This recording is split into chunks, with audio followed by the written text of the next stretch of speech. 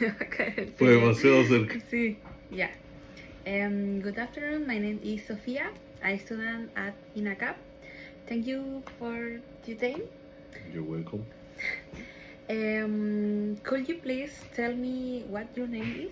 My name is Esteban Beltran, and I work in the National Forestry Corporation or the Forest Service of Chile.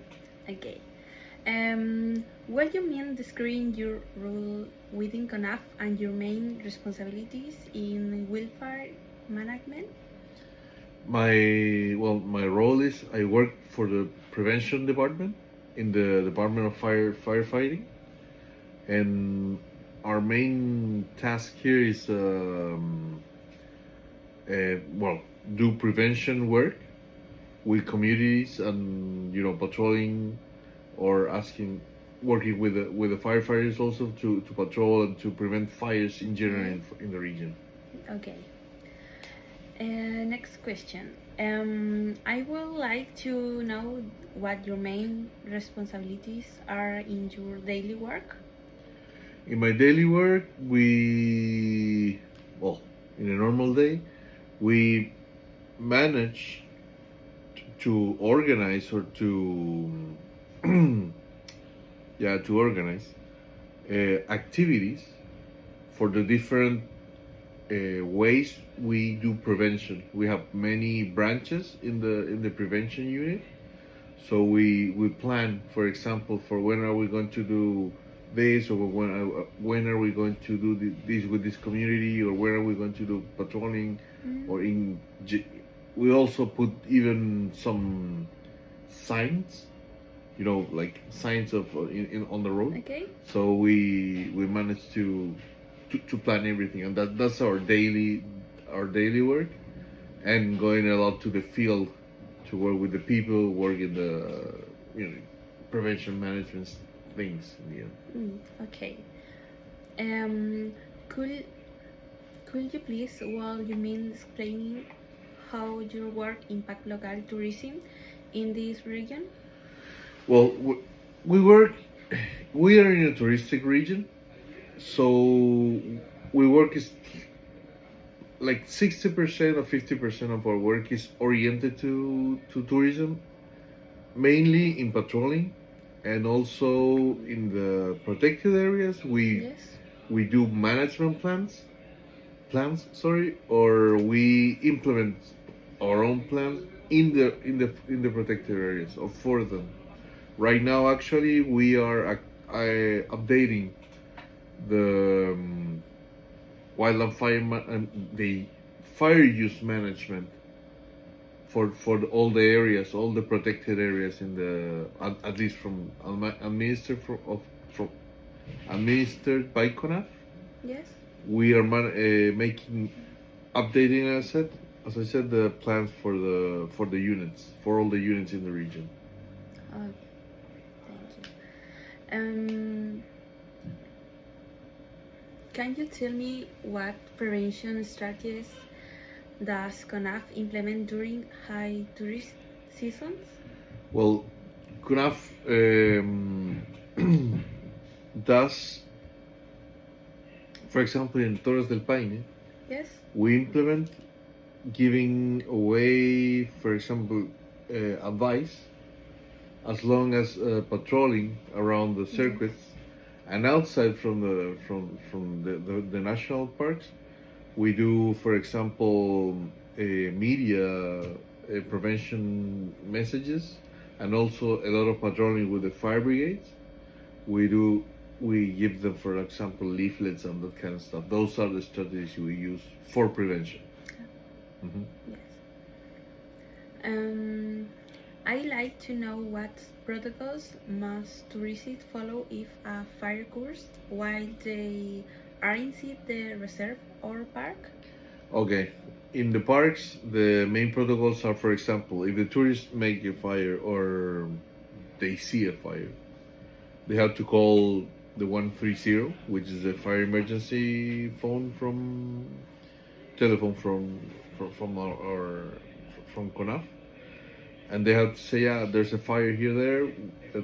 Give all the information they can, and then they should go immediately to the safest area, inform the park ranger, and then Conaf assist the fire. But the person shouldn't be near the fire, shouldn't try to liquidate it.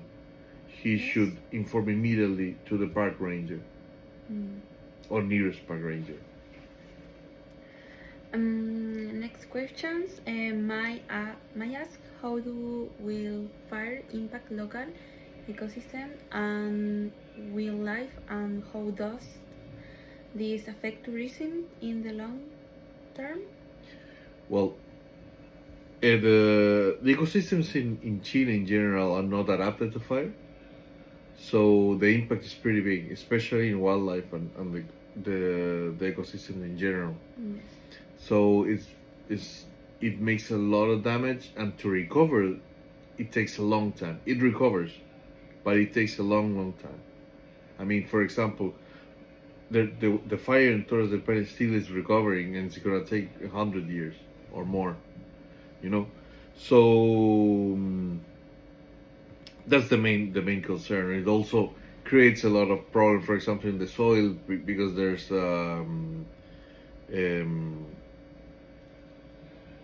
I forgot the word. Pero voy a editar después en chorreo, ¿cierto? ¿Sí? Yes. Para acordarme de la palabra. Well, it creates problems in the soil, for example. And in tourism, of course, nobody wants to go to a protected area and see everything burn. Okay. You know? So, but also, it's very hard for the tourists, it's also hard for the tourism industry, because it lowers the income for the industry. But also it's very logic, because nobody wants to see something that was burned, or a burned animal or something. So that's the biggest impact in the tourism, in the touristic industry. And to conclude the interview, one last question: will you give what recommendation to tourists to help reduce wildfire risk when visiting protected areas? Well, it's to obey, the rules of the park, Yes. or the protected area. It's forbidden to make fire. It's only permitted only in specific areas, Of course. and well, if they do a fire, for example, outside a protected area, or for example, if you go to the south to, I don't know, to Cruz de Froward, for example, Yes. people do a lot of fires. Just don't do it in the forest.